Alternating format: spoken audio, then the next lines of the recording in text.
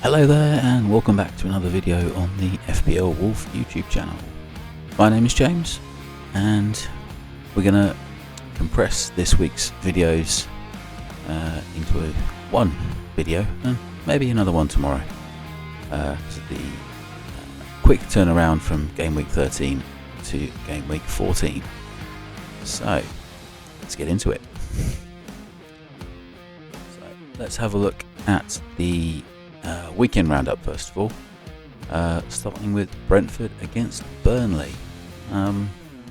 Waiting a long time for goals this one, but everything happened in the last sort of 15 minutes.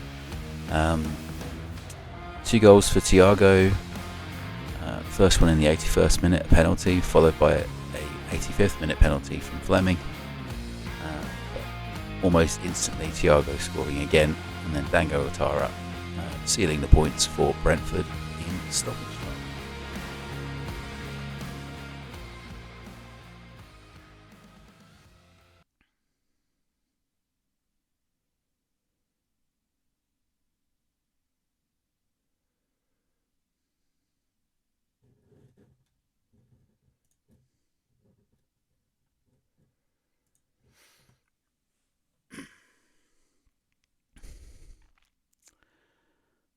So to the lament of Haaland triple captainers everywhere, a 3-2 victory at home for City, but not a single goal involvement for the big robot.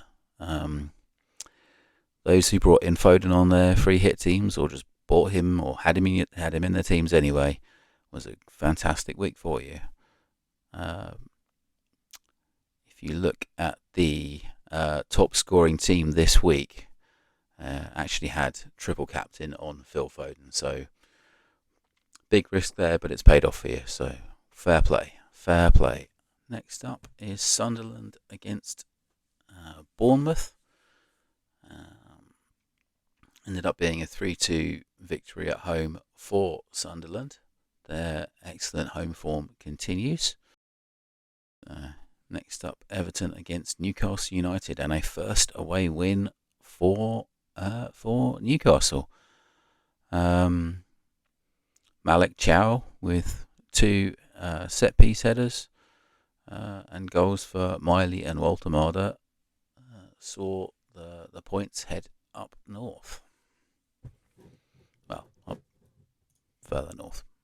You know what I mean. The final game on Saturday was Spurs hosting Fulham, and 2 early goals for Fulham,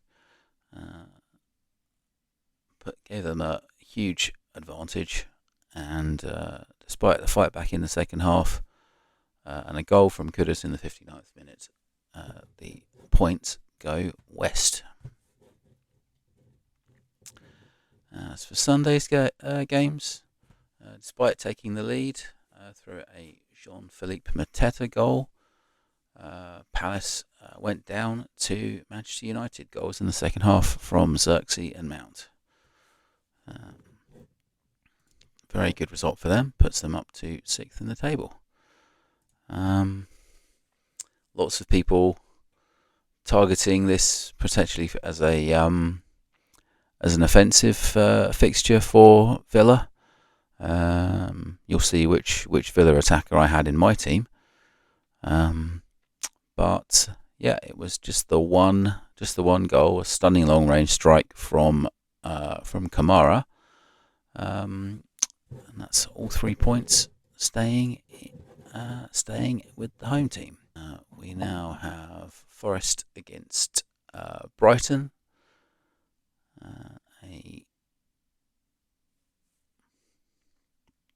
An away win for Brighton. The goals coming from De Kuiper and Chimas.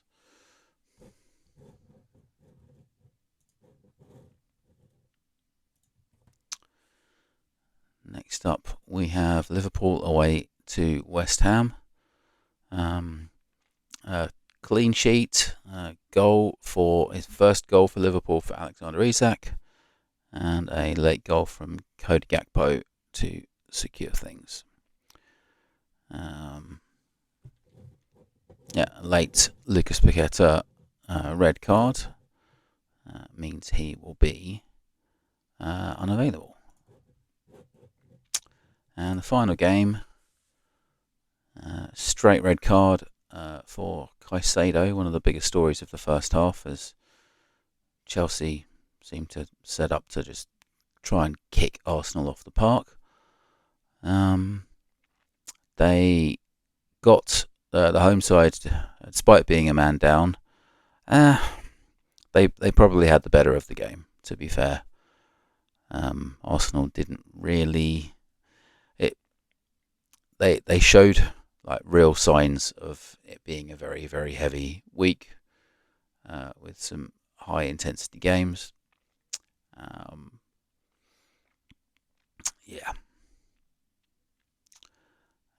Goals in the second half from Chalobah and Merino, but neither side was able to find a winner. And there we go. That's the match week 13 fixture roundup. Let's move on to the injury report.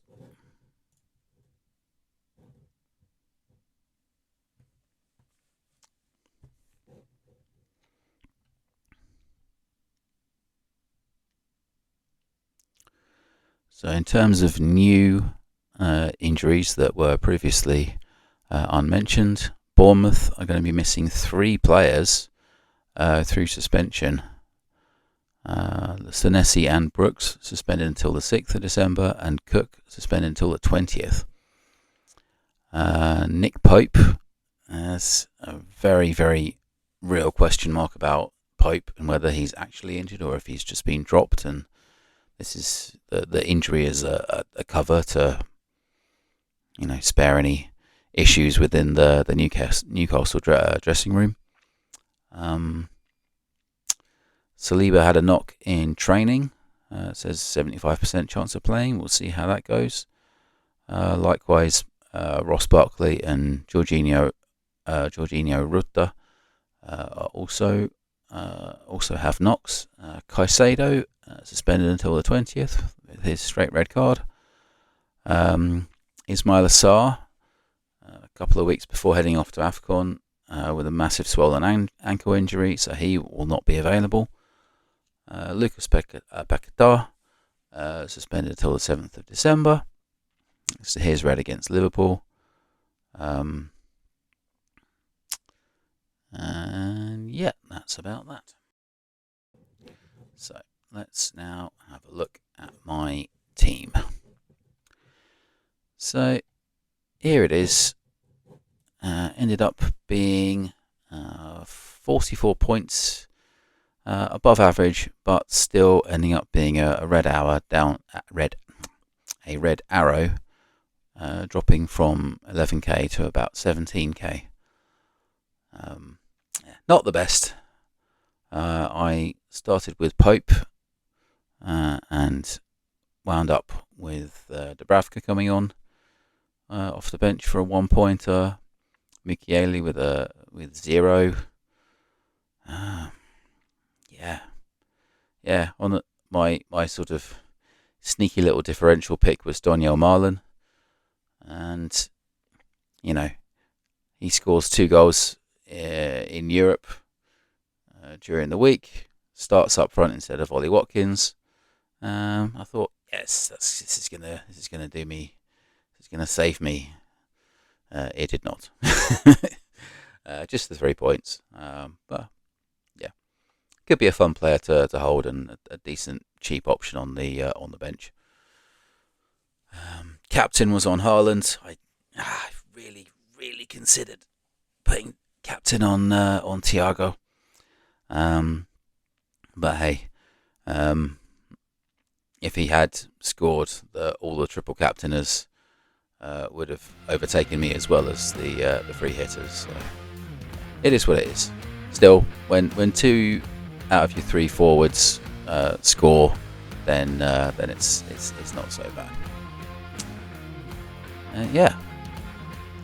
So that's the weekend roundup. I'll do another video tomorrow talking about my plans for my team. The deadline for this game week is Tuesday at 6 PM UK time. So make sure you get any moves done that you're planning on doing. Alright, we'll leave that one there. Thank you very much for watching.